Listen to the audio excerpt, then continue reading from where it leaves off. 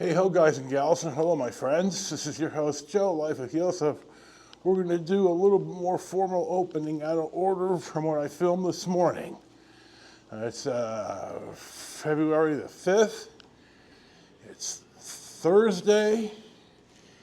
And I'm going to go down, and I think our first stop is going to be maybe for coffee.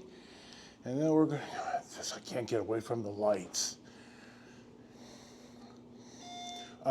Coffee, and then we're going to go to the car museum. So we'll see what's next. Here is our morning today. Here's our sunrise looking east. I'm going to wander down for some breakfast. I'm walking down the hallway here, and boy, these hallways just in all these large tower type casinos, I guess any hotel, boy, the hallway just goes on forever. Before I press my elevator call button, I want to point out that we have one of the sixes out of service, and the other 5 elevators are all on the casino floor, on the ground floor.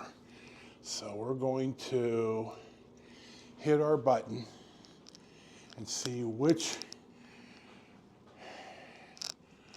my cousins, here it is.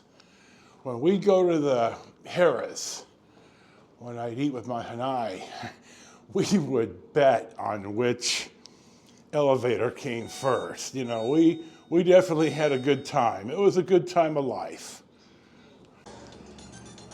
I just asked a couple of the security guys what the filming policy is. I always ask. I don't want to get kicked out or have some issue. You know, the First Amendment doesn't apply here. This is a private property, and let's remember that.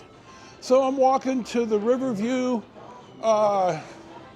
Cafe, and I'm going to do an independent restaurant review, so we'll see what's next.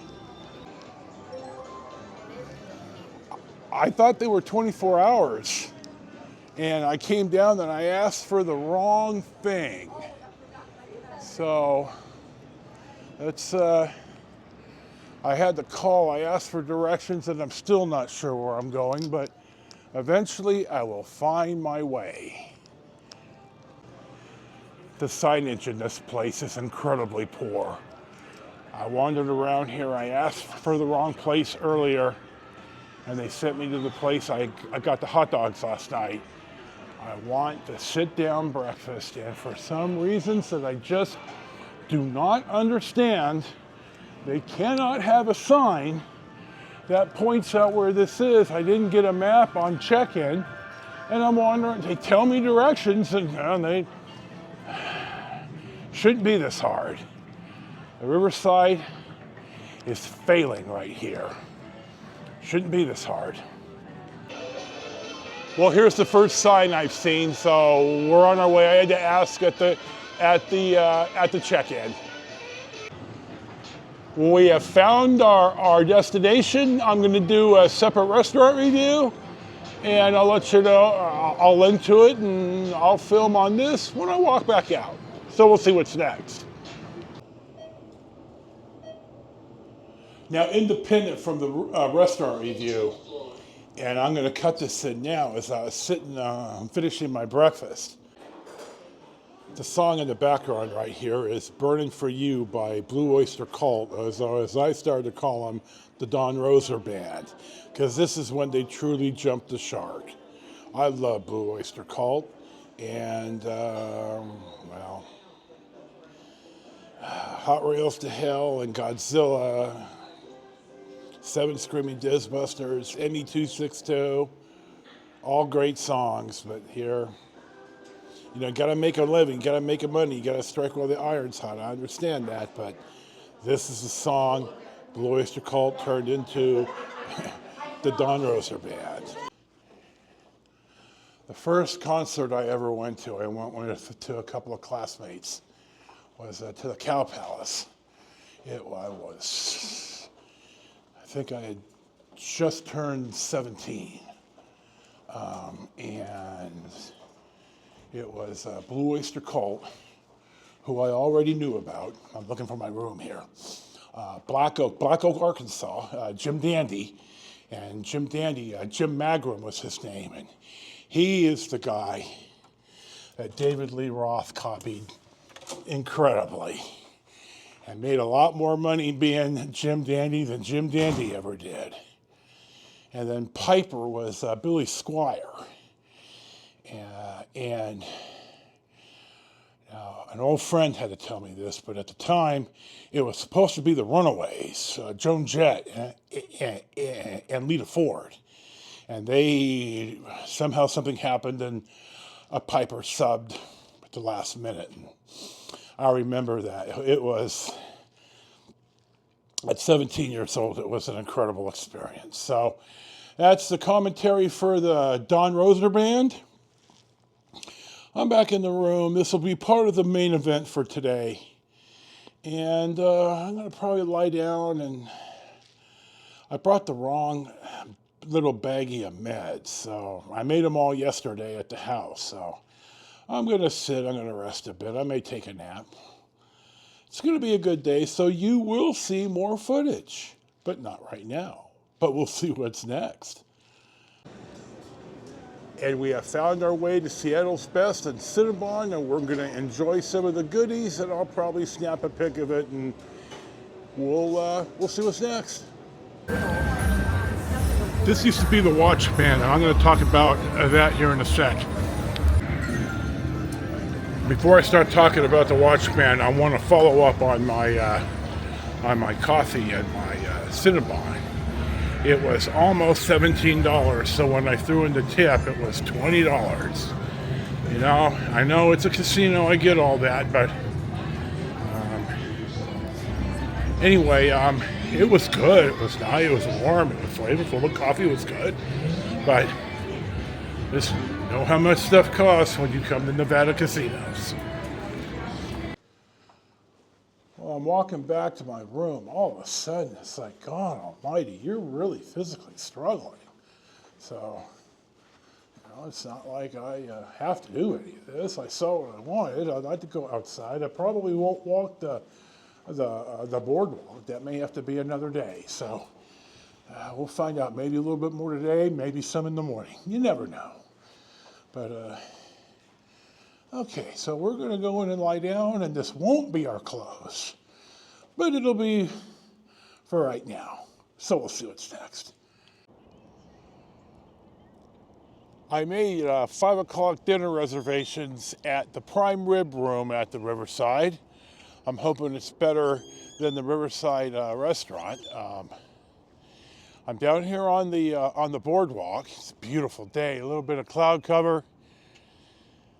I love it down here in the nice season.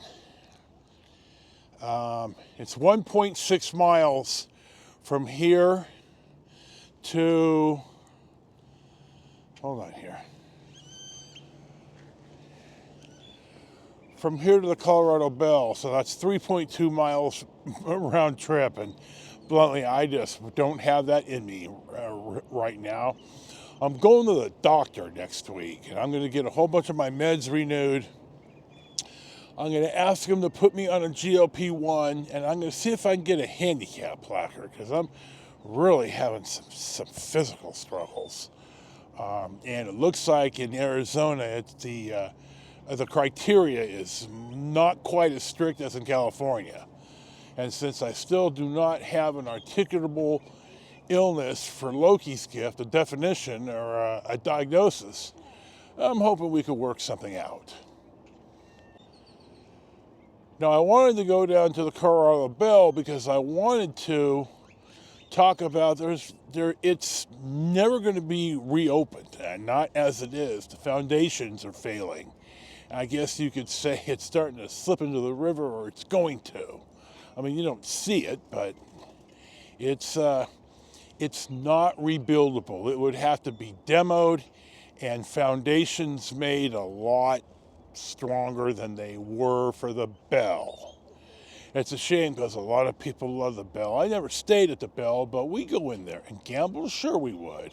Now, the first time edition I stayed here, or I came down here, we stayed at the Edgewater, and I think they had just opened their tower, because right there off the casino floor, they had one of the standard rooms so you could have a look at it, and they're going to generate some business. I haven't seen that anywhere since. Now, the Aquarius right in back of me used to be the Flamingo. So there's been some changes of names and ownerships of the clubs down here. But I wanted to come down here, and as I walk back in, the WatchMan. That's what I wanted to talk about. Hold on. Back in the day, there used to be, when the TV wasn't satellite, it was some type of cable. There was a Laughlin visitors-focused channel. And they would have short blurbs. The casinos would advertise, and the WatchMan did. He was in the Riverside, and he sold like, I don't know, $5 or $10 watches. But every so often, he would put a Rolex out on the sales floor for the same price, and that was always, my God, are you ever going to find a Rolex when you go into the WatchMan? I bought 3, 4, 5, 6 watches. I don't wear jewelry. But I'd buy a pocket watch, and that was always way cool, and I liked that. So he, or whoever now owns the business, they're in Bullhead City, right across the driveway or the road. They're in the same shopping center as Burger King and Black Bear. Burger King and Black Bear are on pads, and they're in the building that strip center that Safeway and a Big Belly Nellie's is in. So they were always on TV, in Palm Springs. They had a channel like that for the golf courses, and one of the guys, this is in the 90s, so this is a while ago, one of the guys he ran a little 9-holer, almost like a pitch and putt that I played and hit shit everywhere in, and he would go and he would review the golf course. I thought that was an outstanding idea, but you don't see anything like that now, because hardly any hotel anymore has local cable. They've all gone to the satellite, which I think is now direct TV. And the problem is, it doesn't, maybe this is a first world problem, but when you're changing the channel and it has to find the signal, that's why I don't watch TV. One of the reasons. It's a wasteland anyway. But I have it on in the room for the background noise because it helps me manage the ADHD idiocy. So I'm going to wander over now to the Prime Rib Room, and I'll do a separate review of that. And I'll link to it here. So we'll see what's next. I got food here last night at the Sidewalk Cafe. The footlong hot dogs were good. The chili was indifferent, and the carrot cake was okay. It was fine. So this is the only 24-hour place to get food in the casino. I'm going to make this the close of today's extravaganza. This is, as always, your host, Joe, Life with Yosef.